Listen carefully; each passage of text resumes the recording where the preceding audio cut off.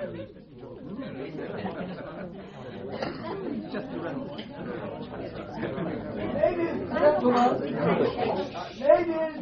gentlemen, the thoughts of all present tonight will naturally turn first to the great personal loss, the very great personal loss, so recently suffered by the firm, by the legal profession, and, if I may venture to say so, without contradiction, by the British public.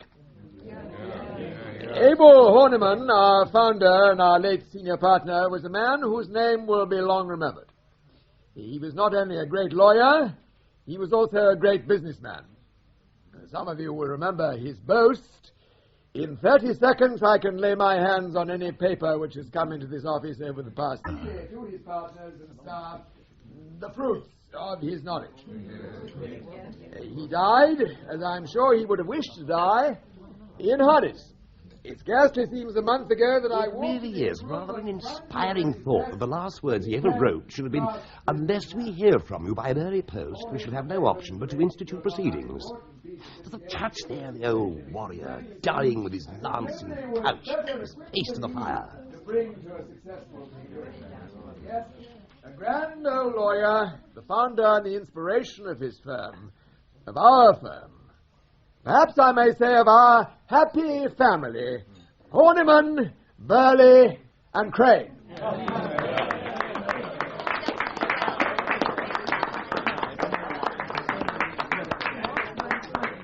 Mr. Bohun, I'm Miss Cornel, in case you've forgotten. Oh, yes, you're Mr. Horniman's. You were Mr. Horniman's secretary. Still am. I've been handed down. I've been devised and bequeathed. I'm young Mr. Horniman's secretary now. Of course, that's his son, isn't it? The new partner. But come and meet some of the staff. Not that it'll take you long to get to know us all.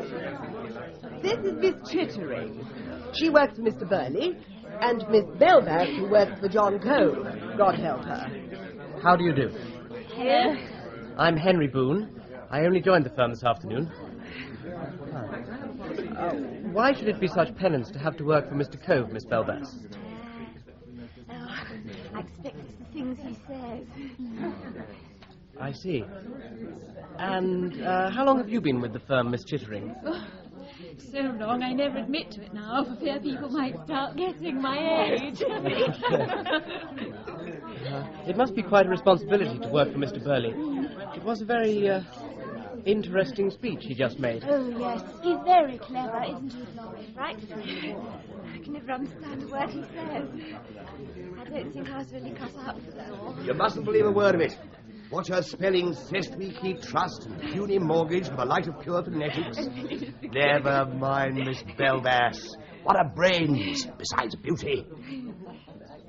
Well, what are they?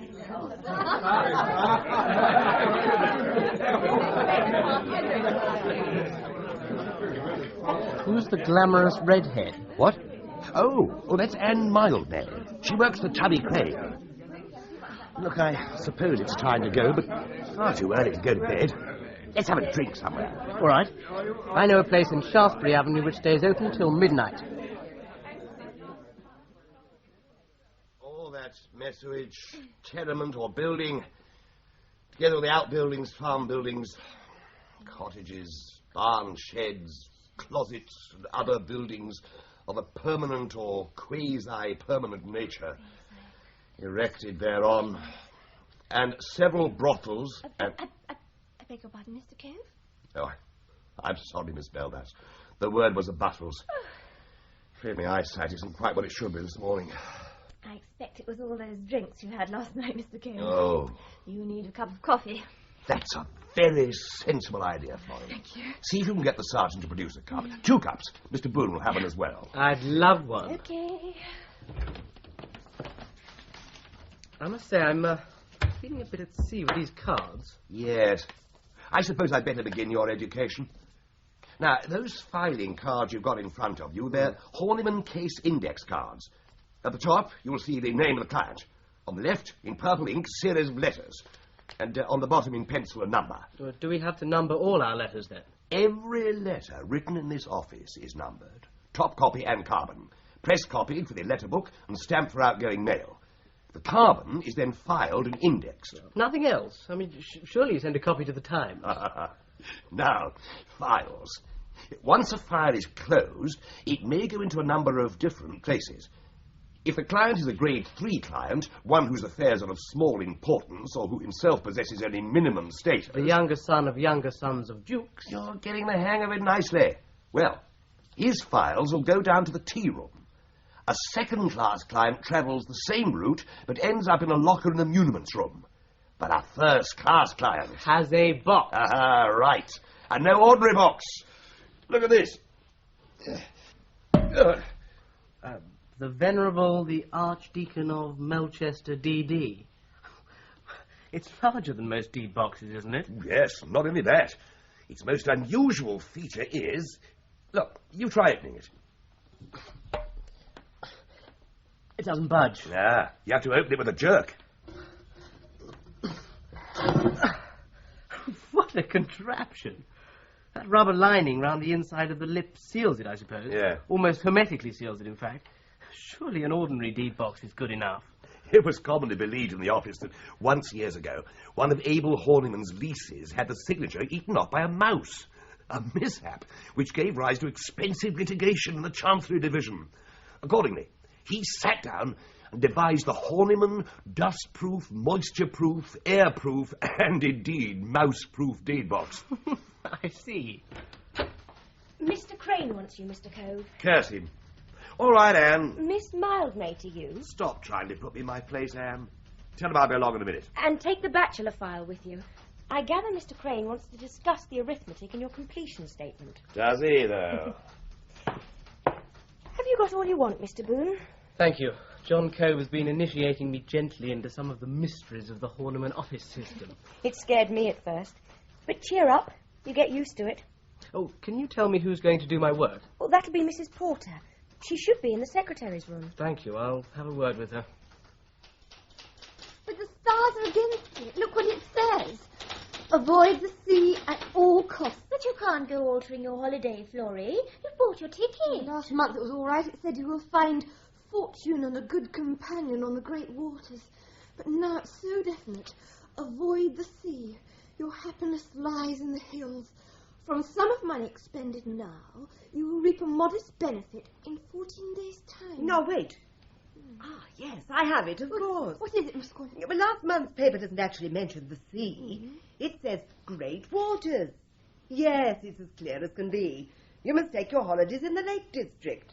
Great waters and high hills. Yes, I suppose you... And the last bit's quite clear, too. You must take a cheap fortnightly return ticket.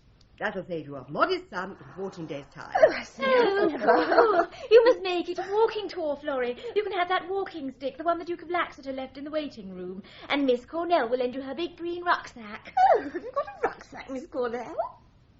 Since you're so kindly lending everybody else's belongings, why not start with your own dressing case? Oh, no, really. You wouldn't want that on a walking tour, would you, Florrie? Why, it's made of crocodile skin. If your dressing case is crocodile, my fur coat's polar bear. I was assured when I bought it was absolutely genuine crocodile. Heave-ho, Miss Bellbas. We've got to do it all again. Never have thought it. Thought what? That your fur coat was polar bear. That's just it. It isn't. But you said... Florrie, my love, you really are the most literal creature on earth. If I said to you I'm dying of hunger, would you hurry out to summon the undertaker? Would you search yourself for traces of strawberry jam if somebody accused you of being a... Mr. Cove. The Dutch of Ashby de Vesouf, questions relating to her claims for dower, Lieutenant General for Fireside's marriage settlement number 3, Reverend the Metropolitan of Albania, private affairs. Ah, Miss Cornel. I was looking for the law list. Well, now you're here, I wonder whether you'd help me to sort things out. What I really want to know are the practical points. Who works for who am I under, who signs my letters, for instance? Well, I'm not sure. If they're going on with the old arrangements, I suppose you'll be working under Bob Horniman. I see, but look here, if Bob's taking over his father's work and I'm taking over Bob's work, I mean, what are all these cards? Are these the things Bob used to do himself? Well, let's see. There's nothing much here to worry about. Look, if you really want some stuff to get your teeth into, I'll slip you some of Bob's. He's got some matters there that even tied his old man up. You liked working for Abel Horniman, didn't you? Well, yes, I did. He was a great man. He really was. And a good man to work for, too. I ought to know. I was his secretary for 19 years. What do you think of this, Miss Cornel? It's from Rumbold and Carter about the Stokes Will Trust. They say, according to your request, we endeavoured to contact Mr. Smallbone to secure his signature to the proposed transfer of stock. We wrote to him enclosing the transfer form in duplicate on the 23rd of February and sent him a further communication the 16th ultimo and the 8th inst. In all three cases without receiving any answer. If Mr. Smallbone is absent, abroad, or indisposed... Smallbone? Isn't that the funny little man Father used to dislike so much? I don't think your father and Mr. Smallbone got on very well, Mr. Horniman. Unfortunately, they were co-trustees. Oh, yes, the Ichabod Stokes Trust. Yes. Otherwise, I think he'd have refused to have anything to do with it. I remember the fellow. A scrawny little brute with an eye like a rat. I never could understand how Dad put up with him. I think he found it very trying. If it hadn't been that the Stokes Trust was such a big thing, and of course it was tied up with the Didcots and Lord Hampstead, I think he might have refused the trusteeship rather than work with Mr. Smallbone. Bad as that, you see. Must be a deuce of a trust. What does it figure out at? Well, they've sold the real property now. It's all securities. At the last account, they were worth just under £500,000. I expect you can put up with a lot for £500,000. But the point is, what's happened to the little blighter? He really is a hopeless person. He never answers letters, and he's apt to disappear altogether and go on a walking tour of Italy. Italy? He's a great collector of pottery. Huh? I believe the 2 little rooms in the house in Belsize Park where he lives are full of urns and statuettes and heaven knows what. Well, I can see only one thing for it. You'd better slip over to Belsize Park and stir him up. What now, Mr. Horniman? Why not? Go after lunch. I've got an awful lot to do. Take a taxi. The firm will pay. Oh, remarkable man, Mr. Smallbone. The things he's got in that room of his, you'd be surprised. Valuable. Really? But there, I have to get in to dust over 'em. Good heavens. Where on earth does the man sit down? I had his meals in his bedroom. When will he be back? I couldn't say. But when did he go away? About 2 months ago. But doesn't he tell you when he's going away, Mrs. Tasker? What about his rent? Oh, if it's his rent you're worrying about, you needn't. 6 months in advance he pays. He has his own meters, too. I don't care where he goes or when he goes. It's all the same to me. Why, last year he was away 3 months. I remember it well. What about his letters? There's a few for him. Mostly bills. Well, you might ask him to telephone us as soon as he turns up. It's rather important. I'll tell him. It really is extremely awkward. Who are the other trustees? As a matter of fact, there aren't any. Father was one trustee, Mr. Smallbone the other. Wasn't another trustee appointed when Abel died? Well, no, Mr. Birley. That is, not yet. So it amounts to this. Unless we can induce Smallbone to come back to England, we shall probably have the expense of going to court. I don't know that Mr. Smallbone's gone abroad. His landlady only said he'd gone away, but perhaps if we wait a few weeks he'll... With £500,000 worth of securities, this isn't a post office savings account. There must be questions of reinvestment cropping up every day. I wonder you've managed to get by for as long as you have. Well, but perhaps it might be a good idea to go through the securities anyway. We could get a broker's opinion. Where are the securities? They're in the muniments room. I'll get Sergeant Cockerill to bring them. You might get the trust accounts out of the box, too. All right. But I'm sure there's nothing wrong. Why should there be anything wrong? About Mr. Smallbone, I mean. He often disappears like this. Miss Cornel was telling me about him. He's a bit of a crank. The fellow ought never to have been appointed a trustee. But Stokes was mad for years before he died. Now then, about this death duty scheme of Lord Haltwhistle's. It's very mysterious, Mr. Horniman. Your father can't have lost the key. He kept them all together on one ring. Let me have another look.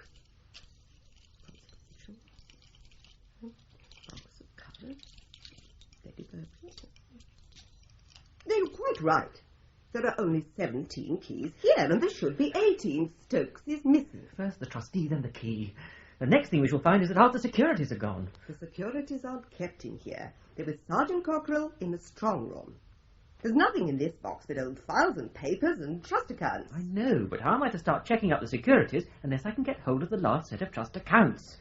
That's all the fuss about. We don't know there's anything wrong with this trust.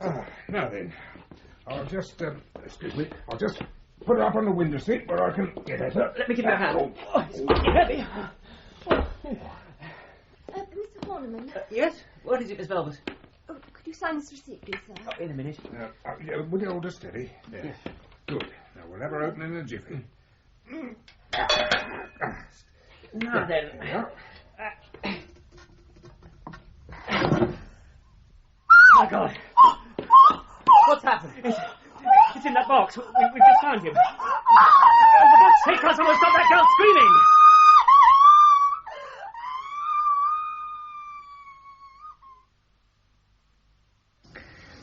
It's a damned inconvenient thing.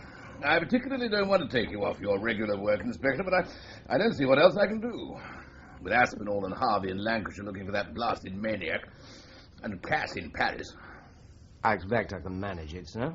Look here, I better give you a quick outline. At 11 o'clock this morning, a partner in this firm of solicitors, what's their name? Horniman, Birley and Crane, opened one of their deed boxes. The box was supposed to contain papers relating to a trust. What they found in it was one of the trustees, name of Smallbone, Marcus Smallbone, dead. The late senior partner in that firm was Abel Horniman. Wasn't he the chairman of that committee on criminal law revision? That's the man. Yes, I understand. Abel Horniman and Marcus Smallbone were fellow trustees, the only trustees of a very big affair, the Ichabod Stokes Trust. That's an obvious libel thing, of course. It's almost the only direct connection between the two men. And is this trust, is it in order? Well, that's one of the things we'll have to find out, Hazlerigg. Apparently, it isn't as easy as all that.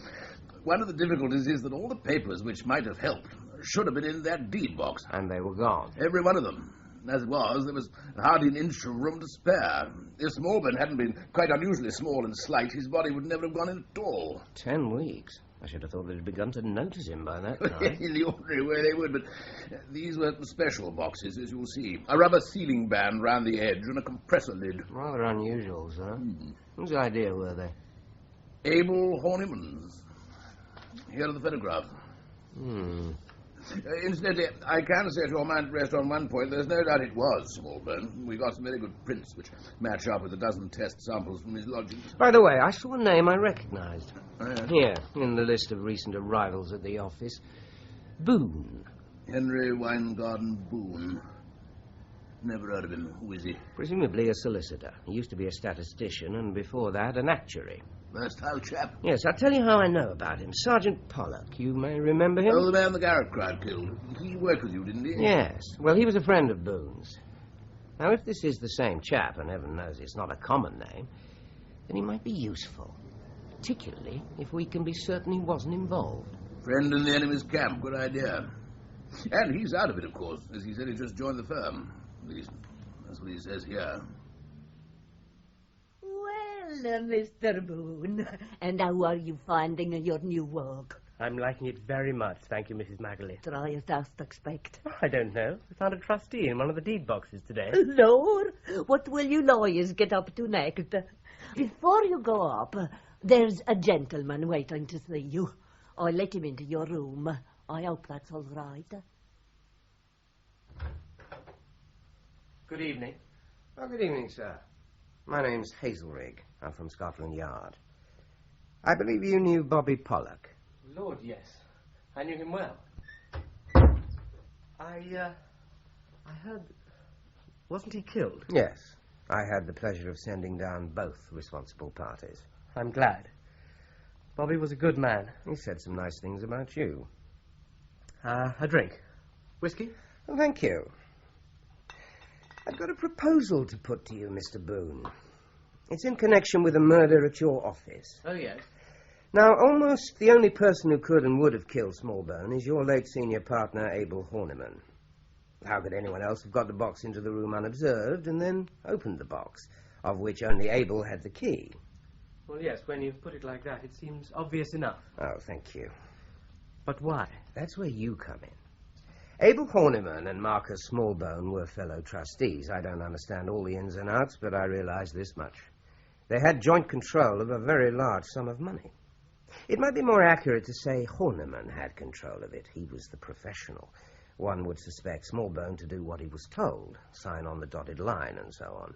I don't think that Smallbone was that sort of man. Oh, I don't expect he was. That's why he's dead. No, some swindle was going on. It wasn't an obvious swindle, nothing that an outsider could spot, but Smallbone wasn't an outsider, and he just happened to spot the rabbit in the conjurer's hat. So the conjurer popped him into his disappearing cabinet. Yes. Think of Horniman's position. Think of the temptation. On the one hand, disgrace, probably jail. On the other, he could die respected, as the Scots say. It was so easy. Into the box with the body, lose the key, sit tight. Even if it went wrong, what did it matter? The courts would have had to get the deuce of a move on if they wanted to beat the angina that killed him. How are you going to prove all this? That's it. We'll have to find out what's wrong with the trust. Well, I expect I could help you if you're keen on the idea. But surely an accountant or an auditor could do better. I wonder. Anyway, I'd like your help, if I may have it. Of course. And then again, we've always got to face the possibility that it may not have been Abel Horniman. Now, that's going to open up quite a wide field of speculation. List 2, in fact. Yes, all those now on the staff, and just possibly someone who was with the firm but has recently left. I suppose that's possible. I had no predecessor. My typist, Mrs. Porter, came when I did. The common law clerk, Mr. Prince, took the place of another old boy who'd been umpteen years with the firm. But he left months ago. It was just after Christmas. There's Eric Duxford. Yes, of course. Quite notorious. Was running another job at the same time as working for the firm and stealing their clients. I gather he resigned last month, just before he was due to be sacked. So he's in the running. Then there's the cashier, Mr. Clark. He only left about 3 weeks ago. No, he's out. He couldn't have done it. He only had one hand. Why does that mean he couldn't have killed Smallbone? Of course. You don't know how he was killed. No, I don't. And I suggest that if you're going to trust me, you don't set traps for me. Sorry. Just second nature. No, it would have been quite impossible. Smallbone was strangled with picture wire. Definitely a two-handed job. I've done jobs in junk shops, in lost property offices, in warehouses, even the mistress's common room at a girls' public school, but never before in my life have I seen one room with quite so much stuff in it. And thank your lucky stars you're in a Horniman office. This is child's play to what you'd find in the office of an ordinary uninhibited solicitor. It's all these books, in open shelves too. Anybody could have handled them. Look at the dust on this one. Queen's Bench, 1860. Who in hell could be interested where the Queen put her bottom in 1860? It looks as if we may take a bit of time before we're finished in here. And we shan't be able to let young Horniman back until we are, so I may as well use it myself. Oh, you've done the desk, I take it? Oh, yes, I've done that. Well, I'll see Mr. Birley first, then. Get someone to ask him to come in, will you? Ichabod Stokes was a Presbyterian fishmonger. He was one of Mr. Horniman's oldest clients. He was a successful man. When he died, he owned almost a quarter of the East Coast fishing fleet. Where did the money go? He left a will appointing Abel Horniman and Marcus Smallbone executors and trustees. Do you know why he chose Smallbone? They shared a common interest in collecting pottery. My impression was that neither was really very knowledgeable on the subject. However, they used to correspond at some length, I believe. Was the will all right? Entirely so. There were no close relations, and the money was left to perfectly reputable charities, mostly to do with fish. So now all you have to do is to divide the income among these charities. In theory, that is so. In fact, it is not so simple. When Ichabod Stokes died, his estate consisted of a certain amount of real property. He bought a number of farms cheaply at the time of the 1931 slump, and there were the assets and goodwill of his various businesses which had to be valued and paid out. However, you can take it that by now everything has been realized and invested in securities. Can you give me some idea of the value of the trust? After the payment of death duties, it amounted to about £500,000. £500,000? And all invested?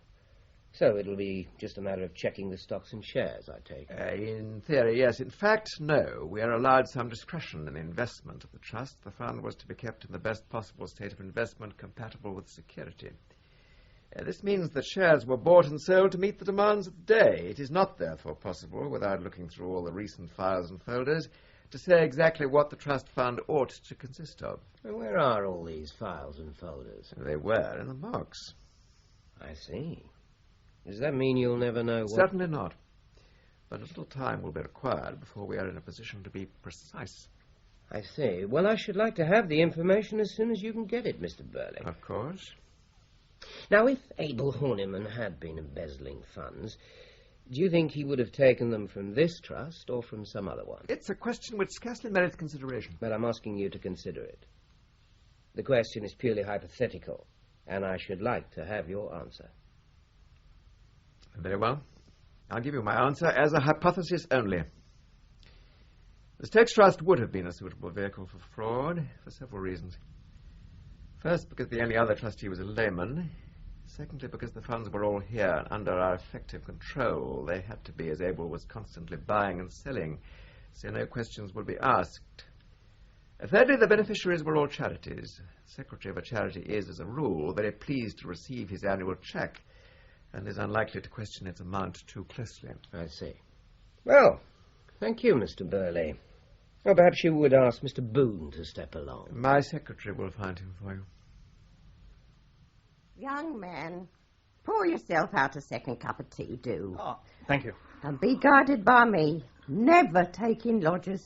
Go to the poorhouse, go to prison, commit arson, larceny and what you like, but never take in lodgers. You found Mr. Yes. Smallbone was... Take Mr. Smallbone, a quiet man, an inoffensive man, a good payer. Never should I have thought that by his deeds he would have brought anxiety to my bosom and police to my house. The sugar's behind a clock. No, I don't. 5 years ago I came here to lodge, put down 6 months' rent on the table, the one we're sitting at this moment, and said to me, Mrs. Tasker, I'm a rolling stone, I gather no moss, but somewhere I must have to lay my head. The first floor front pair's vacant, I said, and use of the ring at the back for cooking, and that's all that passed between us if I go to my maker tonight. I'll come and go as I like, he said, and so he did. Last year he was in Italy at his house in Florence. The address is on his card on the door. Then this February he goes away again. I'm going down to Kent, he said. I didn't catch the name. Stanton, I thought he said, but it may have been Stancombe. And if I find what I'm looking for, that'll be the beginning of great things, Mrs. Tasker. Great things. I'll be back tonight, he said. But he never came back. Certainly he did. That night, as he said. Then the next day he went out again. No luggage, nothing. I thought, he's found what he's looking for. And when 1 week went by and then another, I knew I was right. You knew? I knew he was in Italy. Where he is now, enjoying the hot weather. Oh. It's the question of access which has been worrying me. Now, from what you tell me, Mr. Bohun, anyone who looked as if they had business to transact could walk into the office during business hours without anyone stopping them. What about after business hours? They certainly couldn't get into the offices then. Sergeant Cockerill locks the 2 doors at night. He leaves about 7, and he's the last to go. Who has the keys? Well, no one has keys except him, I understand. Supposing one of the partners wanted to get in? I'm not sure. I asked John Cove, and he said that no partner in a fashionable firm of solicitors ever did work after hours. That sort of thing being left, one gathers to the shirt-sleeves brigade in the city. Even Abel Horniman didn't have keys? Not of the outer doors. I see. What about Horniman's room? In office hours, there's one very serious obstacle. You have to go through the secretary's room to get into any of the partners' rooms. And at least one of the secretaries always has to be in it. So they'd have noticed if Mr. Smallbone had gone into Mr. Horniman's office. Not only would they have noticed it, they'd have made a note of it in the journal, and another note when he left with a view to typing out an attendance on the subject later. How do you think we poor solicitors live? In this case, the secretary would be Miss Cornel. She's been here a long time? Countless years. Efficient? Well, she'd have to be. Doesn't have other things on her mind. Miss Cornel? You surprised me. There are other things than sex, you know. No, actually, I meant golf. Golf? Yes, she's very good, I gather. Reached the last 4 in the Woman's Open at one time. She might have been brooding about an incipient slice or something of the kind. What thorough research you do, Inspector. All our past lives an open book to you. Just routine. It would vary, perhaps. Oh, no, he was always home by 5. Did he go out in the evenings at all? Certainly not. Never? I'm sorry, but we must be certain. Mr. Horniman was a dying man. He never went out in the evenings. He retired to bed at 10 o'clock, and the nurse had the bedroom across the passage so that she could be certain to hear if he cried out. His attacks, you know, they were very sudden. Thank you, ma'am. Here you are, Inspector.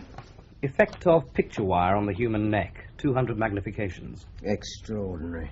Looks like an aerial view of the Grand Canyon. What does it all prove, Dr. Bland? Quite a lot. Would you like a picture of the weapon? Subject to very slight possible errors, here it is. Take a short piece of ordinary 7-strand brass picture wire.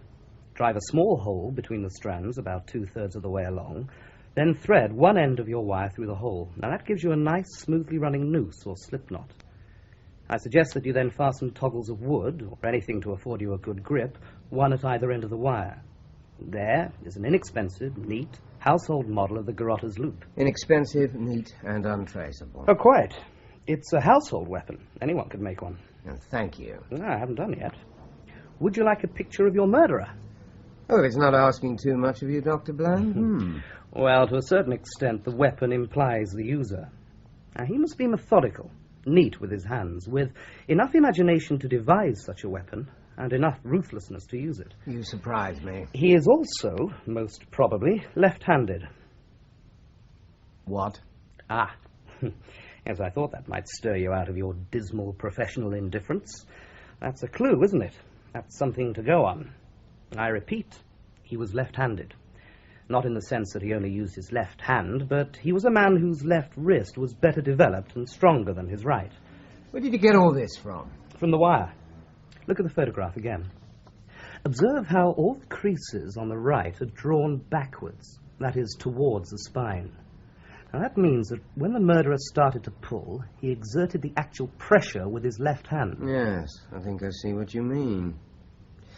One other thing, Doctor. You say he and him. Is that certain?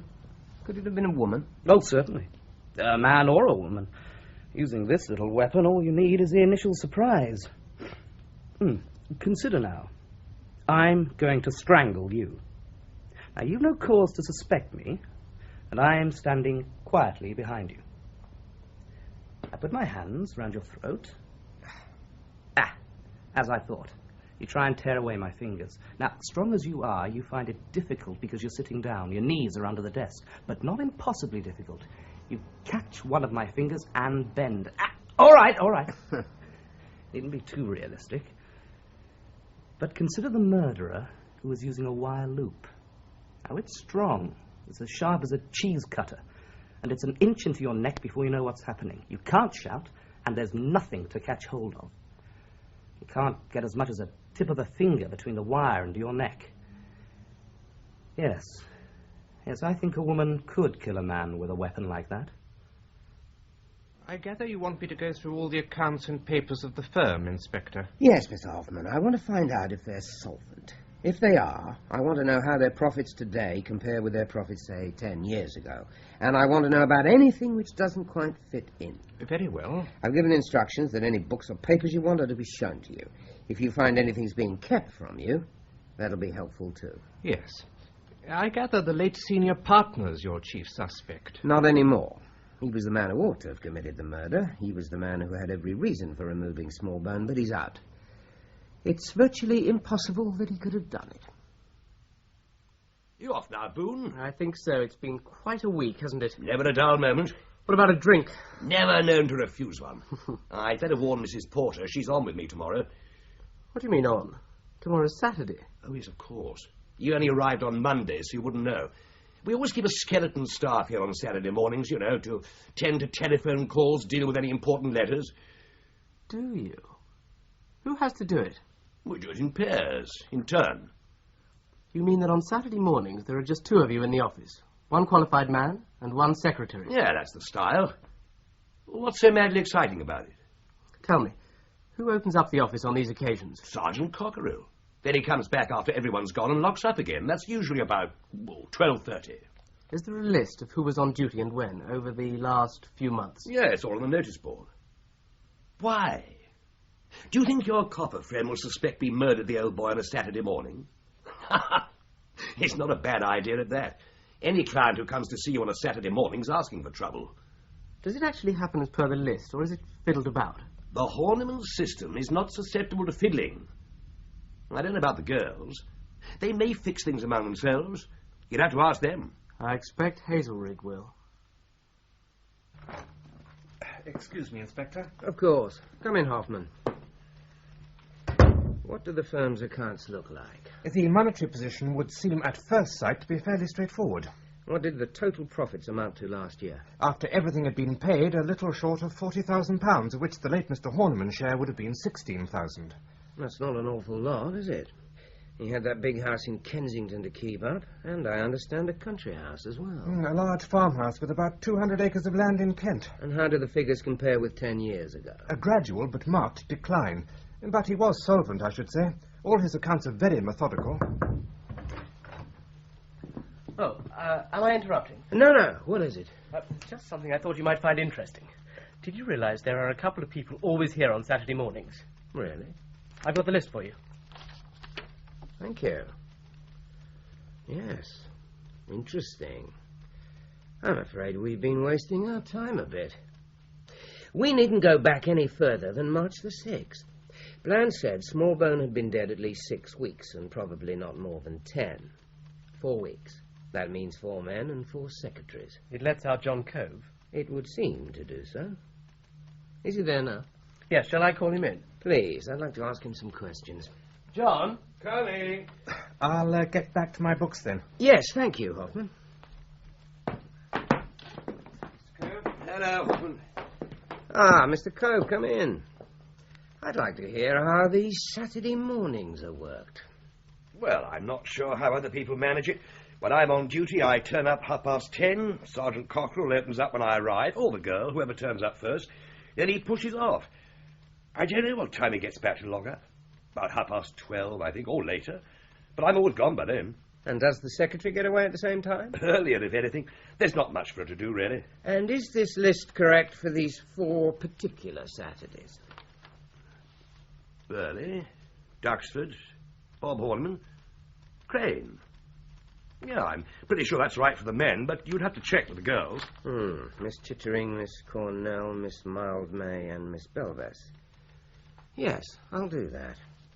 Well, thank you very much, Mr. Cove. Okay. Well, it looks as if the scheme would work out quite well for a man, doesn't it? But very risky for a woman. I mean, Mr. Birley, for instance, could fix an appointment with Smallbone for midday and tell the secretary she could go at, say, 11:45. That would give him 45 minutes or more before Sergeant Cockerill came back. Yes, and there's another thing. This weekend business explains the choice of the hiding place. The body was bound to be found sooner or later. All the murderer was hoping was that it would be hidden long enough to make it uncertain which was the fatal weekend. And it was a fair chance that it might be several weeks before anyone opened that deed box. I'm sure I came in on February the 27th, because that was the day after my Admiral took me out to the Criterion and tried to get me tight on gin. It was me the Saturday before. That's right, it shouldn't have been my turn at all, you remember. But Sissy Chittering asked me to take it for her. I can't think why. A boyfriend, perhaps? Nonsense. She doesn't know one end of a man from the other. Well, then why did she come up to town on a Saturday morning? She lives right out at Dulwich. Shopping. Don't be so Victorian. Girls do their shopping during their lunch break. Well, I've seen her in the Strand on a Saturday. I believe he works in a shop opposite Charing Cross, and she comes up to meet him at midday on Saturdays. Can anyone tell me about the other Saturdays? What do you want to know all this for? Don't be silly. It's Hawkeye, the inspector. He thinks we murdered the little man on a Saturday morning. I didn't murder him. Of course you didn't, Florrie. If you had, you'd have told us all about it immediately afterwards. Now, these other weekends. Saturday, February the 13th, that was Sissy Chittering, of course. She did mine in return for me doing hers. March the 6th. That would have been you, Florrie. Oh, dear. Well, if the list says so, that's right. All I know is I did my own turn. On Saturday, February the 13th, Mr. Birley and Miss Chittering were at the office. Mr. Birley says Miss Chittering left at about 12 o'clock, and that he left a few minutes afterwards. Miss Chittering, interrogated separately, says that she left about 10 minutes to 12. She doesn't know when Mr. Birley left. On Saturday, February the 20th, Mr. Duxford was on duty with Miss Cornel. He thinks he left at about 11:30. In fact, we now know he had an appointment at his other office at 11:45. Miss Cornel says she doesn't know what time she left, but she caught the 11:50 for Sevenoaks. On Saturday, February the 27th, Mr. Horniman Jr. and Miss Mildmay were on duty. They state they left at the same time, about 12:10, and walked together as far as Holborn Circus, where they went their respective ways. Finally, we have Saturday, March the 6th, when Mr. Crane and Miss Bellbas spent the morning together. Now, Mr. Crane says he's of the opinion that Miss Bellbas left before he did. Miss Bellbas says yes, she thinks so too. Mr. Crane says, on thinking it over again, he recollects that Miss Bellbas was still in the office when he went and must therefore have left after him. Miss Bellbas, re-questioned, says yes, she thinks that's right. I think they're all lying. This really is a ridiculous place to have put a mirror. No light falls on it at all. I suppose it is. It's always been there, though. Well, why not put it up beside the window? Good idea, Florrie. Only someone will have to unscrew it first. We'd better get hold of Sergeant Cockerill. Oh, why bother the sergeant? It's only 2 tiny little screws. Look, I've got a pair of nail scissors. Oh! Bang goes one pair of nail scissors. Is there anything I can do, Miss Cornel? The general idea is to move the looking glass from behind the door to over there, beside the window. Oh, well, the task should not be beyond our combined resources. Has anyone got a large nail file? So long as you don't break it. Thanks. I promise to temper vigour with discretion. There. Now, if I may use your scissors for a moment, Miss Chittering. Well, you can't make them much worse. Thank you. Now, is this where you want it? Yes, that's very good. Right then. 2 little holes. First. Bohun, Mr. Crane's ringing on the office phone for you. Well, sorry, I'll have to leave it then. Oh. Just like men. Begin a job and leave it in the middle. I suppose I shall have to do it myself. Hand me one of the screws, Sissy. Bam! Oh, heavens, that's for me. Oh, thank goodness the glass isn't broken. What are you up to now? These wretched screws. I've got one of them. The other seems to have rolled. Yes, there it is. It's got under my desk. I can't quite get at it. It's lucky you're back, Mr. Bohun. Could you just lift the corner of this desk? All right. I suppose sometime I shall be allowed to do some of my own... If I lift the desk a little higher, can one of you pull it out carefully? Don't tear it. Yes. Here it comes. Marcus Smallbone. Is that his writing? The dead has spoken. Nonsense, Florrie. It may have been written months ago. Years, even. Yes, it's his writing, all right. It doesn't look very old. Well, there's one thing about it. It never came to this office, not in the ordinary way. Look, it hasn't been numbered or stamped. It hasn't even been punched for filing. What does it say? Dear Mr. Horniman, I write to confirm our arrangement. I will be at the office at 12:15 on Saturday. I hope what you will have to tell me will be satisfactory. Marcus Smallbone. I think this ought to go straight to the inspector. Did you notice anything odd about the letter? No. Oh, well, except as Miss Cornel pointed out, it hadn't been filed or marked. Didn't you think that the signature was a bit high on the paper? It had the effect of cramping the rest of the letter. Well, the spacing did look a bit amateur, but then I don't suppose Smallbone was much of a typist. No, I don't suppose he was. There is another thing, though. Did you look at the top left-hand corner of the paper? No, not particularly. What should I have seen? 2 pinholes. A very important clue. I'm surprised you overlooked it.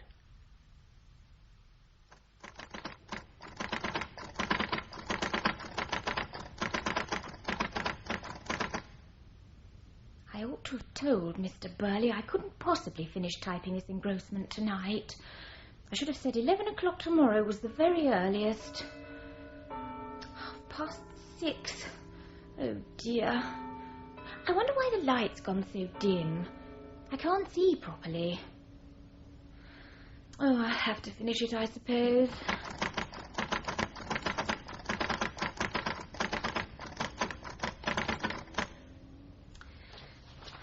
Only a few more pages. Thank goodness for that.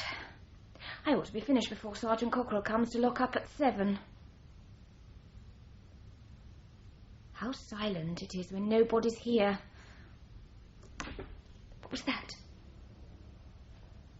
I thought I heard someone coming up the passage. Oh. There. Looked. I probably just imagined it. These old buildings. Why ever didn't you call out to me? Just a moment. I'll open the door.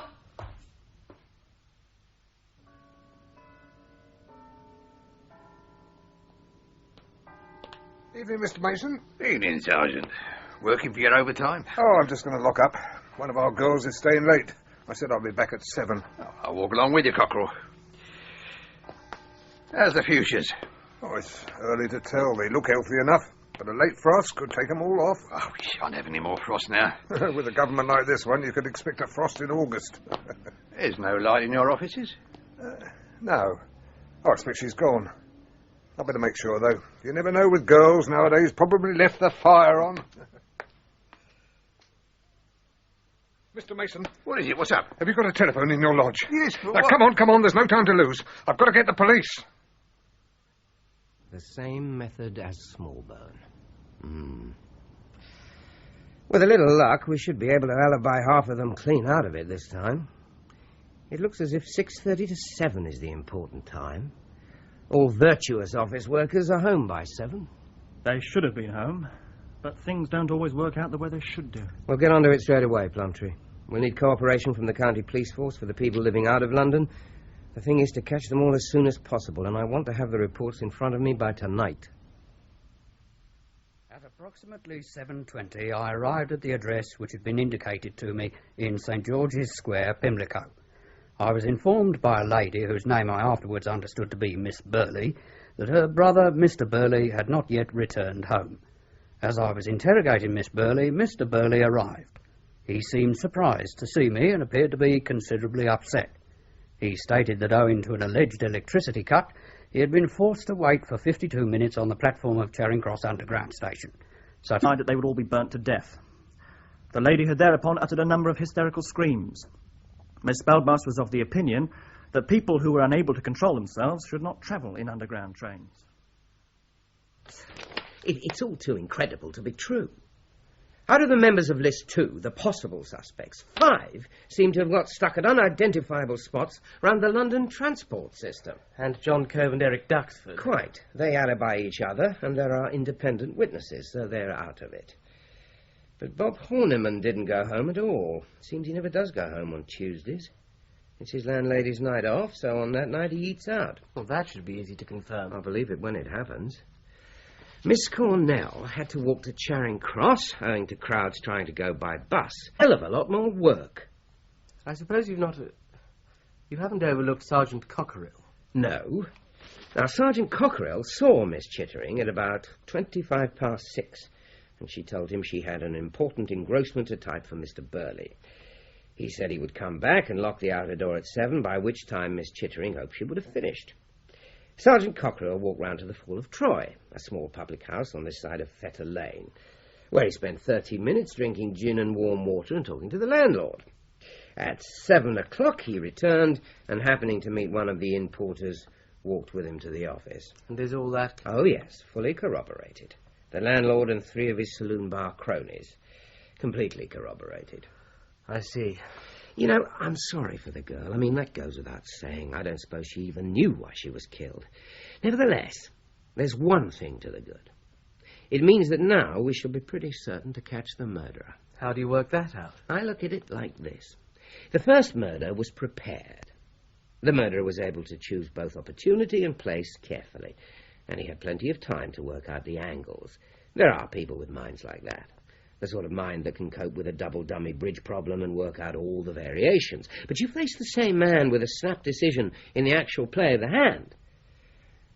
That's when expensive mistakes get made. I hope you're right. Ah, well, routine. Sergeant Plumptree's checking on young Horniman's alibi now. Perhaps if you could tell me which table the gentleman sat at. I'm afraid that's exactly what I can't do. Well, since neither of the waitresses recognised the photograph... Thank you very much, then, madam. But I tell you one thing. You say he was at his table for an hour. Now, I'm sure the girls would have remembered that. 6:30 to 7:30 is a very good time for tips, and well, if anyone sits on for too long after their meal, they'll get up to almost any dodge to get rid of them. I've even known them spill a whole pot of hot coffee. I should say he might have been in and out for a quick snack without their remembering him, but not for an hour. No, I'm sure of that. Well, let's have a deco then. Oh, yeah, she's one of our regulars. Been coming up and down on this line for 15 years. She's a golfer, isn't she? That's the one. Now, can you tell me about what time she got here last night? Last night? You know what happened here last night, don't you? Yes. Yeah, well, with one thing and another, what with the people who was on the trains trying to get off and the people who was off trying to get on, if my own mother had come up and spoke to me, I shouldn't have remembered it. And she's been in her grave these 10 years. So Miss Cornell may have been on that train, or she may not. That's cheering. Never mind. We've been able to check Miss Bellbas's alibi.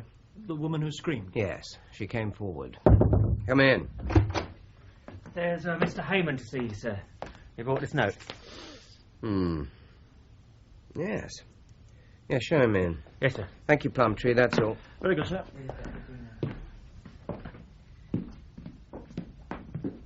Good morning, Inspector, isn't it? Good morning. Sit down, won't you? Now, how can I help you?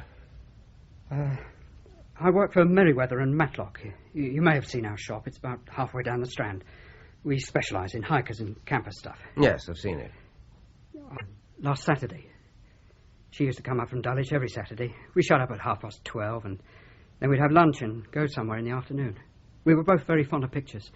You went to the cinema? No, real pictures. The National Gallery or the Tate. On Sundays, I'd usually go over and see her at Dulwich, and we'd go for a hike. Did you know any other members of the firm? Well, not to say no. Miss Cornel bought a rucksack from me once. I knew her from seeing her with Miss Chittering, but I didn't let on, of course. Well, Mr. Heyman, it was very good of you to come forward. If there is any way in which you can help us, I'll be certain to let you know. I am now in a position to give you an interim report on the financial position of the firm. Oh, thank you, Mr. Hoffman. I'll study it in detail later. But before I do, can you tell me roughly what it adds up to? Well, in a nutshell, it was a very good business once, but it's not so good now. I'll give you an example. This building is leasehold. Now, every well-run business which operates on leasehold premises puts aside a fund against the day when the lease expires. So did Horniman, Birley and Crane for many years. Then, in 1979, they stopped adding to it, and in 1980 and 81, they drew it out and spent it. Did they? Then, late in 1981, Abel Horniman got his hands, somehow, on quite a large capital sum. It isn't obvious, but when you look for it, you can see it. The leasehold depreciation account was built up again, and the very heavy mortgages on both of Abel's properties were reduced. Somehow, and I may say I haven't the least idea how, Abel Horniman got hold of this money. I can only tell you one thing about it. It came from outside. Maybe someone died and left it to him. Possibly he robbed a bank. This sum of money, can you estimate how much it was? Oh, quite a lot. £30,000 at least. After all, murder's a serious thing. It might be one of us next. Even so, it seems to me rather like sneaking. Don't be your age, Anne. This isn't the sixth form of St. Ethelfrieda's. Well, you can tell him if you like. I'm going to. Yes. Oh, Miss Cornell, come in. You wanted to see me? I won't keep you long, Inspector. It's about that letter, the one that we found under my desk. Yes. It was something we all noticed at the time. This mayn't mean much to you, but if you remember, it started, Dear Mr. Horniman. Well, that wasn't the way Mr. Smallbone ever wrote to Abel Horniman. It was always, Dear Horniman. There's quite an etiquette about these things. When you get friendly, you drop the Mr. It's not a thing you'd be likely to get wrong. No, I appreciate that. Well, thank you very much for telling me, Miss Cornell. You're asking me to be scientific about something that has no real scientific basis, Inspector. In other words, we're asking you to perform the impossible. And as usual, Dr. Bland, you're going to oblige. Soft soap. All right. So long as you don't expect me to get up in court and explain it all to a jury. No, all I want you to do is to narrow the field. If you can indicate that certain Saturdays are more likely than other Saturdays, then we can concentrate first on the people who were in the office on those days. Well, different parts of the body deteriorate after death at different speeds. Now, the speed of deterioration depends on a number of constant factors, and equally on a number of accidental circumstances. For instance, if the stomach happens to be full of... all right, well, you can skip that one. Well, generally speaking, I have been helped a great deal in this case by the fact that the body remained, or so I have assumed, in the same very confined space and at a fairly constant temperature. And your decision? Well, from the moment of discovery, death had occurred not less than 6 weeks before, and not more than 8. Does that help you? Well, it reduces the field by 1. Mr. Birley's out of it. And poor Miss Chittering, of course. Yes. I believe it's beginning to work out. Inspector Hazlerigg told me that when you were examining Abel Horniman's private bank account, you could only find one item which you couldn't explain. As I remember, Mr. Hoffman, that was a quarterly payment of £825. That is quite correct. But it just occurred to me to wonder... It seems such an obvious suggestion, but have you tried grossing it up at 11%? Good Lord. I thought it was rather a coincidence. Oh, yes, indeed. How very surprising. To think that I never noticed it. Yes, what is it, Bohun? I wondered if I might have a word with you, Mr. Birley. All right. I'll come straight to the point. You know that Abel Horniman borrowed £30,000 from the Ichabod Stokes Trust and used it to bolster up the finances of the firm. That's right, isn't it? Well, he put it all back, if he ever took it. It's never been proved. No, it's never been proved. And if Mr. Hoffman can't spot the join, I don't suppose anyone will ever do any better. Particularly as the money was paid back to the trust almost at once, and all the interim trust accounts seem to have disappeared. Then I scarcely see why... But the fact that no one seems to know where Mr. Horniman got the money from to pay back the trust doesn't alter the fact that at some time or other this money will have to be paid back to whoever lent it to him. How do you know it was a loan? Because Abel Horniman was paying interest on the money down to the day of his death. £825. 11% per annum on £30,000. Who was this money paid to? The money was drawn by Abel Horniman in cash. I presume he paid that money for security reasons into a private account at another bank. Then he paid it to whoever it was he got the £30,000 from. So far, there is no indication who that is. It seems highly probable, however, that Smallbone knew, and the truth, if it had been exposed, would have resulted in ruin for Abel Horniman and disaster for his firm. That, it seems plain, is why he was killed. You always seem to be poring over lists and figures nowadays. It's just something I was trying to work out. Do you remember the sale of Longhaff Farm? Oh, it is inscribed on the tablets of my heart. It was the very first piece of conveyancing that I did in this office. Can you tell me about it? Well, if you're passionately interested, I'll get out the file. Yeah, here you are. It was quite a straightforward title. It started with, 3 straight conveyances. First in 1910, another in 1938, and the third to Ezekiel Jed in 1960. He died in 1966, and there's a vesting deed vesting it in his son Amos as life tenant. Amos died in 1975. Yes, there's another vesting deed in Daniel Jed, who, without further ado, barred his entail and sold as absolute owner in 1978. Bob's your uncle.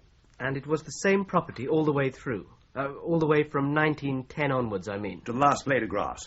Then why weren't the first 3 conveyances handed over when it was finally sold out of this office? Now, Abel did say something about that. I can't remember what. The route of title we offered was the 1966 vesting deed. Well, you'd have thought that the earlier deeds would have been handed over, or else the usual acknowledgement given for their safe custody. Yeah. Now that you mention it, that does seem a bit odd. Why do you suppose Abel wanted to keep the early deeds? He never struck me as the type to go in for homemade lampshades. No, I don't think he kept them for lampshades. Hello, Boone speaking. Hazlerigg here. We've traced that bank account. The quarterly payments were made to the Husbandman's League Friendly and Loan Society. The office is in Lombard Street. Fine, I'll go there straight away. Keep me posted. What's it all about? My idea, roughly, is that Abel Horniman forged a set of title deeds. Good Lord. Well, not forged, really. He effected a little rearrangement. I think he got hold of 3 solid-looking and obviously genuine conveyances. Just for the sake of argument, let's say the first 3 conveyances of Longhaft Farm that we've just been talking about. Yeah. Now, those particular ones were very suitable because they hadn't got a plan on them, just a description. I think he took the last one, the 1960 conveyance, the one to Ezekiel Jedd, removed the last page, and sewed in a new one that he'd written out himself in law script. Yes. Yes, that's plausible. He wrote a beautiful copperplate. The perfect practical conveyances. Well, I think the page he faked had a plan on it. Furthermore, and here I'm guessing again, I think it was a plan of Abel's own farm, Crookham Court Farm. Good Lord. Then all he had to do was to draw up a conveyance purporting to be by Ezekiel Jedd to himself, take it down to the stamp office, have it stamped, and there you are. Look, I may be stupid, but why did he want a second set of title deeds to Crookham Court Farm? He must have acquired a perfectly good set when he bought the place in 1976. Well, he had to hand over the real deeds to the National Westminster Bank when he mortgaged his farm to them in 1977. Don't you think a spare set must have been quite useful when he wanted to raise the wind again in 1981? Yes, viewed in that light, a chap could hardly have too many sets of title deeds. Where are you going? Down to the Husbandman's League to make sure. It's known as the cufflink trick. You pawn one cufflink twice over. I do hope that there's nothing wrong. We heard, of course, of Mr. Horniman's death. Very sad. Yes, indeed. But about your loan, Mr. Manifold, I don't doubt that the interest payments will be kept up, for the time being anyway. But I am afraid I must break it to you that the security for the loan is illusory. Illusory? Perhaps you'll be kind enough to explain how the security of 200 acres of freehold farming land can be illusory. Have you got the deeds here? Yes. I asked for the papers to be brought to me before you came. Well, can I see? Thank you. Yes. You can see the join quite easily. The last page inside the back sheet. Look. Gracious goodness. Yes, I can see it. What is your idea? That the last page is an insertion, a substitution? That's it. And look at this. Formerly known as Longhaft Farm, but now and for some years past known as Stancombe Farm in the county of Kent. He changed the Ordnance Survey numbers to correspond with his own farm, of course. But what about our valuer? Is his report a forgery too? When your valuer went down to Kent to inspect the farm, he would naturally get in touch with the owner to arrange an appointment. Of course. Well, I've no doubt Abel met him with a car, took charge of him, and showed him round his own farm, pretending it was Stancombe Farm, which we now know to be a figment of his imagination. That's why it was a plan of his own farm that he put on the forged set of title deeds. Then can't we claim that our mortgage covers Mr. Horniman's farm, the farm our valuer saw, whatever it says on the deed? I suppose you might, only it wouldn't do much good. It's already heavily mortgaged to the National Westminster Bank. One thing puzzles me, Bohun. According to you, Abel Horniman laid the foundations of this years ago. Did he know about the angina then? Probably not. He knew he was running short of cash, though. But one of the real beauties of the method was that it was reversible. So long as he kept up the interest payments, he was pretty safe. Then if things looked up and he could repay the money, all he had to do was discharge the mortgage. Then he could get the deeds back and he could, well, burn them if he liked. Yes, that part of the business seems reasonably clear now. I suppose Smallbone got to hear of Stancombe Farm and something, we shall never know what, led him to suspect its non-existence. On February the 17th, that was Friday, he went down to make sure. We ought to have paid more attention to that remark he made to his landlady. If I find what I'm looking for, that'll be the beginning of great things. You see, he already saw himself as the centre of a cause célèbre. Well, he found what he was looking for, and I think he wrote at least 2 letters.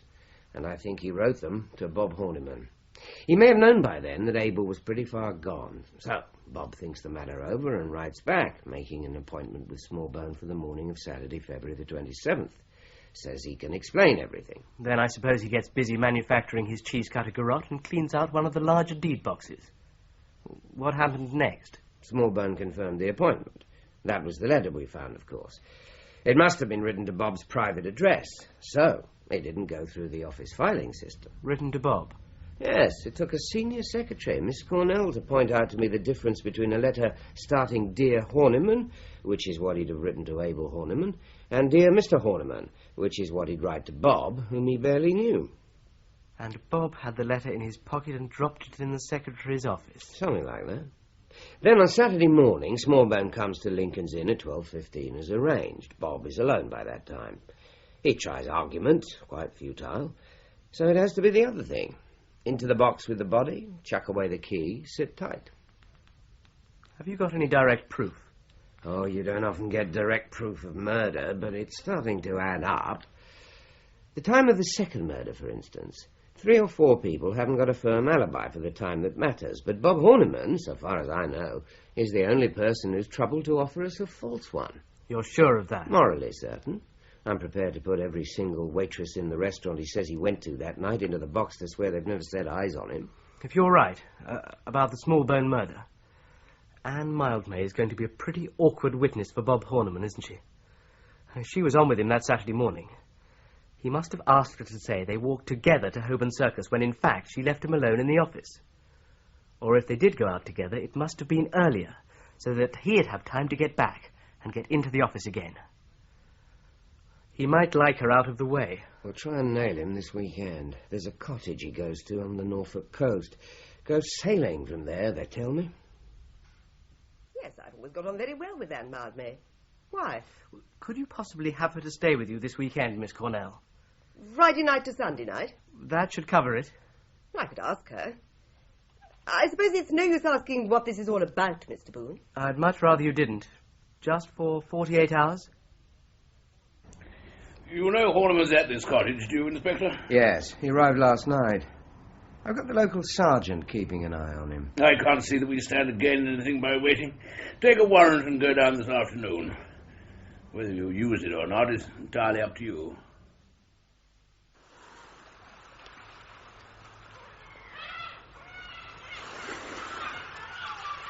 I don't like the looks of it, sir. 4 o'clock he brought the boat in.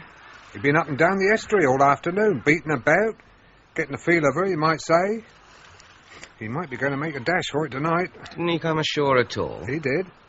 Come back to the house and had his tea, which Mrs. Mullett had got for him. She does for him. You know, cleans the place, gets in the stores. She said he was asking about a telephone message he was expecting. Then he went to board again. He's been sitting there ever since. Well, I suppose we've got to take a chance. Mr. Horniman! Hello? Who the hell's that? Inspector Hazlerigg here. I wanted a word with you. You've chosen a damned odd place for it. It is rather important. You better not stand here shouting at each other across the water. Come on up to the cottage, Inspector. You're asking me a hell of a lot of questions, Inspector. Will you answer me just one? If I can. Am I supposed to have murdered Smallbone? Well... Look here, I've got an explanation for the apparent discrepancies in my statement, and it's got nothing to do with Smallbone's or Miss Chittering's death. I suppose if I were to give you my most solemn word... No, sir. No, I didn't think so. Well, I can't prevent you nosing around, but I'm damn well not going to help you. Well, in that case, I have no alternative but to... Oh, you're back, Mr. Horniman. Your telephone call came through, sir. I wrote it down like you told me. There it is. Thank you, Molly. Very good of you. Not at all, sir. I shall have to ask you what it says. AZ negative. Thank God for that. Excuse me a moment. I've got to telephone Sevenoaks. Before you telephone anyone, Mr. Horniman, Yes? perhaps you'll explain what it's all about. It's Anne Mildmay, of course. I'm in love with her. And when you allow me to telephone, I intend to propose to her. And that message? Yes, I thought...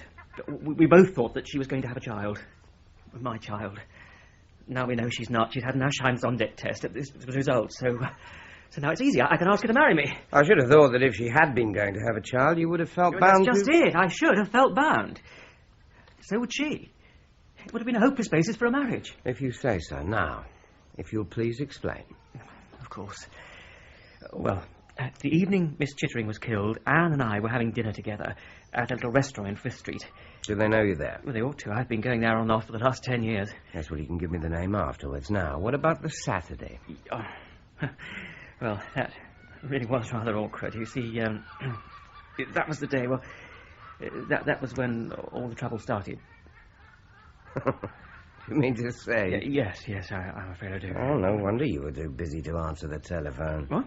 We traced a client who had rung no less than 3 times that morning. We thought it very suspicious. Actually, we packed up and left at about 11:15. We didn't feel much like doing any office work. Anyway, Anne was determined we must keep the business between us dark until... Quite. And you felt it sufficient reason to mislead the police, to give a false alibi, and to waste the time of the police in checking. I know... Of course, we oughtn't to have done it, but I thought she might turn me down if I didn't agree to do what she said. And it was only until the result of the test came through. Besides, it never crossed our minds we could be suspected of... Please, do you think I could call Anne? She's staying with Miss Cornel. God's fresh air. God's free fresh air. What the hell, it's free. Bob Horniman's out of it. A Saturday morning alibi isn't much, coming from a girl he's going to marry. But the 2 murders were quite definitely committed by the same pair of hands. The post-mortem marks on the neck show that.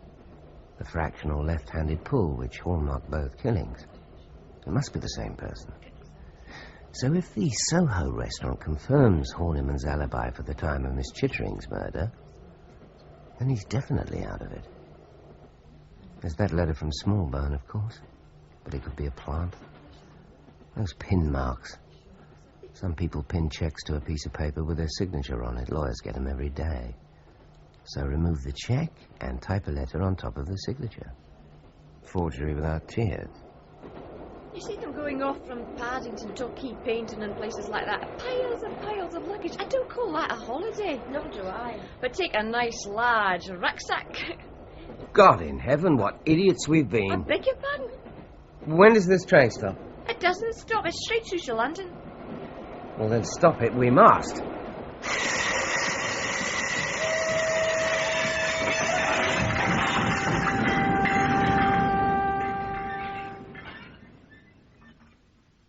Plumptree? Now listen.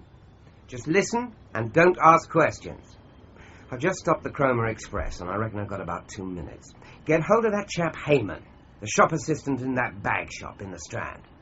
Yes, Miss Chittering's boyfriend. I want to find out when Miss Cornel bought a rucksack there. Now, was it on the morning of, let me see, Saturday, February the 20th? Play fair, don't lead him on the date. If he isn't at home, put out a general alert. But find him. Right. This train is now due at Liverpool Street at 10:15, and I want you to get the information and meet me at the station with a police car and a good driver. Yes, I know it doesn't give you much time. You look as though that telephone call brought good news, Anne. It did. Bob's asked me to marry him. And what did you say? I said yes. In my day, that sort of thing was done to soft lights and sweet music, not over the telephone.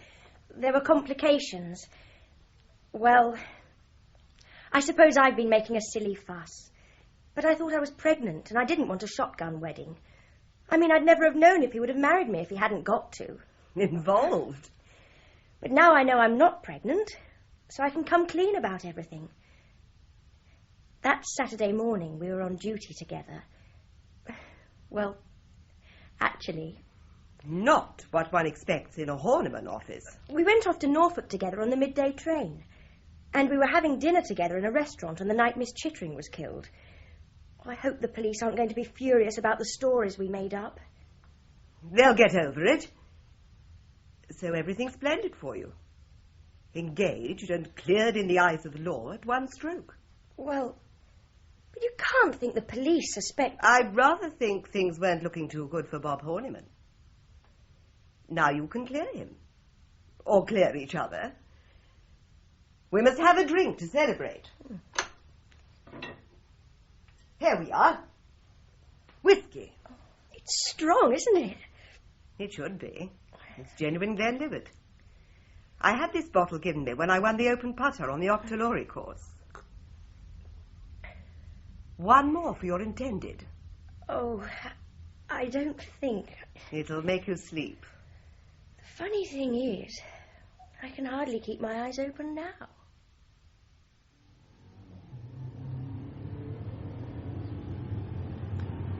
I wonder if everybody's been as stupid as I have.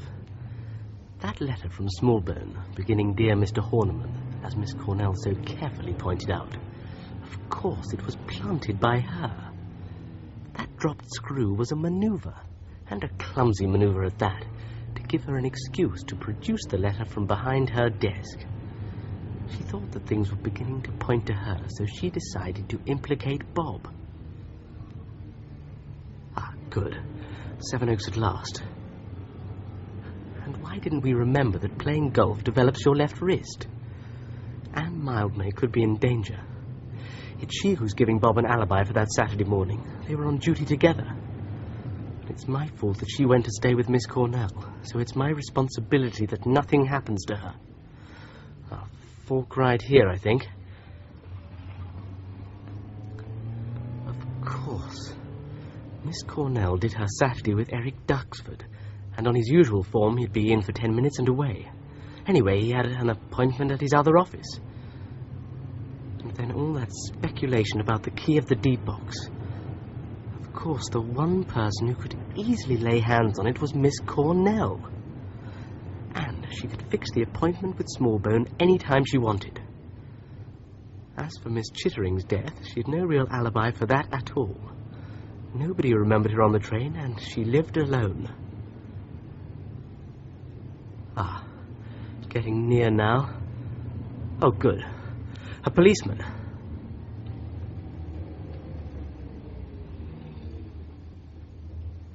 Excuse me, I'm looking for a bungalow called Red Roofs. A Miss Cornel lives there. Oh, that's 500 yards along on your right, sir. I wonder, would it be possible for you to come along with me? Well, you'll find a policeman there already, sir, an Inspector Hazlerigg. She's pleading guilty to the murder of Smallbone. She insisted on it. But I think she ought to get the maximum remission of sentence. You mean taking into consideration that she'd no motive of personal gain, that it was all devotion to Abel Horniman and so on? Yes, and as for Miss Chittering's murder, she's not being charged. Huh? The law officers don't advise it, which is as well for Miss Cornel, because that wasn't so pretty. Oh, she was fighting for her life, I suppose. Yes. It's odd, you know. The purchase of that rucksack provided the single thin, unbreakable thread which linked the body of Marcus Smallbone to the left luggage office at London Bridge Station. I still don't see why a rucksack. Well, let me explain. Miss Cornel decides to kill Smallbone, who is going to expose the fact that Abel Horniman had, by a fiddle, got 2 separate mortgages on the same property. Now, she has to devise a hiding place where the body may lay hidden for some little time. And what better than a Horniman deed box? So handy, so capacious, and so fortunately airtight. But what is she to do with all the papers and files in it? Of course, the rucksack. Exactly. So on that very Saturday morning, she buys one, dumps the papers in it after she's put Smallbone's body in the deed box, and leaves it in the London Bridge left luggage office. It was a bit of bad luck that the rucksack was sold to her by Miss Chittering's fiancé, who recognised her and told Miss Chittering about it, who blurted it out in front of virtually the whole staff. Including me. She kept her head at the time and just turned the conversation. Yes, but I reckon she knew from that moment what would have to be done. Poor Miss Chittering. As you say, not a pretty business.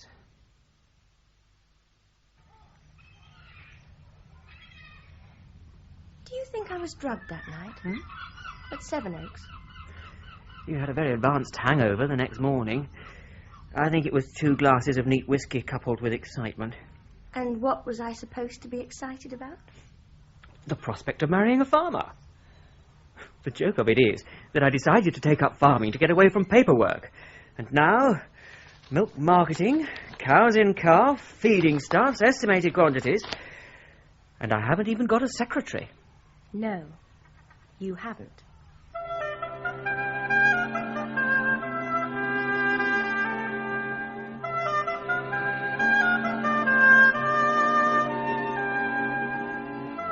In Smallbone Deceased, dramatised for radio by Nestor Payne, from the novel by Michael Gilbert, Howell Bennett played Inspector Hazlerigg, Dominic Guard, Henry Boone, John Rye, John Cove, and Jill Simcox, Miss Cornel. Anne Mildmay was played by Jenny Funnell, Bob Horniman, Andrew Branch, Mr. Birley, Peter Howell, Miss Bellbas, Susie Brann, Miss Chittering, Elaine Claxton, Sergeant Plumptree, Andrew Alston, Miss Tasker and Mrs. Mullett, Pauline Letts, Sergeant Cockerill and Sergeant Rolls, Manning Wilson, Assistant Commissioner, Edward de Souza, Miss Magoli, the housekeeper and the manageress, Sheila Grant, Gissel and Heyman, Brian Hewlett, Dr. Bland, Kim Wall, Mr. Mason and Manifold, Alan Dudley, and Hoffman, Richard Durden. The play was directed by Glyn Dearman.